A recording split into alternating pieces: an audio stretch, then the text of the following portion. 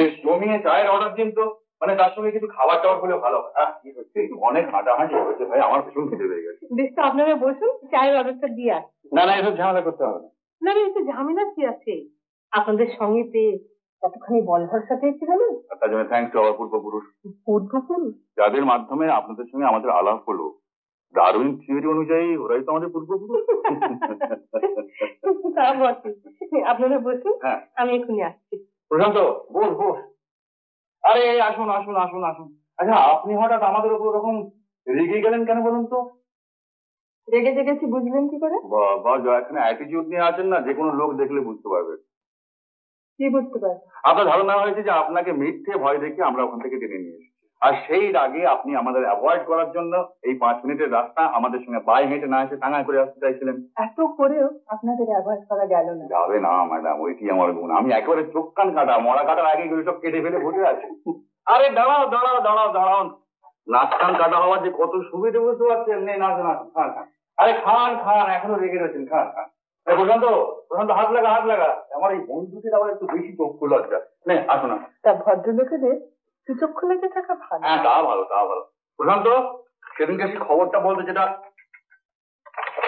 কাগজে হয়েছিল, তাহলে বুঝবেন যেটা যতটা আমাকে অবস্থা মনে করছেন, আমি ঠিক ততটা না।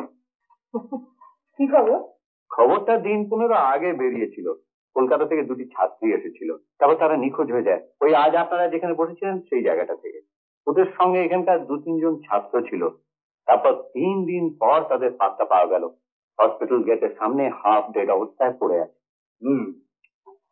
আর কি অবস্থায় পাওয়া গেছিল সেটা শুনবেন নাকি? দোহাই আপনার, আপনাকে আর বর্ণনা করতে হবে একটু না। না না না, হবেন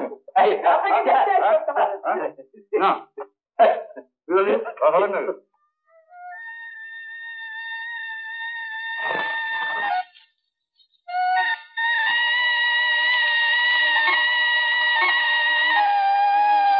আচ্ছা, মিহির কিরণ চৌধুরী আপনার দাদা মশাই? আরে বাপরে বাপ, উনি তো বিরাট নাম করা কবি। আর প্রশান্ত তো তার একজন বিরাট ভক্ত। এই সেদিনও কি যেন একটা বই পড়ছিল, কি যেন বইটাকে বলছিলাম। হ্যাঁ, মানে আমি তো ওর সব বই পড়েছি। তুই কোন বইটার কথা বলছিস বলতো? আরে বাবা, ওই তো ওই রাজপথে আসবার আগে যে বইটা পড়ছিলি, কি নামটা বল না। ও, রুদ্রাবৃত বেদনা, ওটাই তো দাদুর লেটেস্ট সিরিজ। হ্যাঁ হ্যাঁ, রৌদ্র বেদনা। একদিকে যেমন রৌদ্রের জ্বালা, অন্যদিকে বেদনার ঘন ঘোর ঘটা। শুনুন, একদিন কিন্তু ওর সঙ্গে আলাপ করতে আপনাদের বাড়ি চলে যাবো। হ্যাঁ, নিশ্চয়ই আসবেন। আপনারা ওর কবিতা পড়তে ভালোবাসেন শুনলে দাদু ভীষণ খুশি হবে। হ্যাঁ, ওর সঙ্গে আলাপ করে আমরাও খুব খুশি হব। কি বল প্রশান্ত? অযোধ্যার প্রথম নবাব বাদশাহ গাজীউদ্দিন এটা তৈরি করেছিলেন।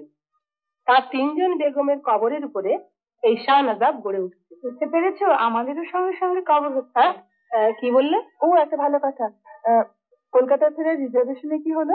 হ্যাঁ, প্রশান্ত, লাকিলি পরশু 6 জনের রিজার্ভেশন একসঙ্গে পাওয়া গেছে। লাকিলি ফাকিলি কিছু নয়, অনেক চেষ্টা করে জিনিসটা করা গেল, ওই আর কি। করে হোক বাবা, পাওয়া তো গেছে।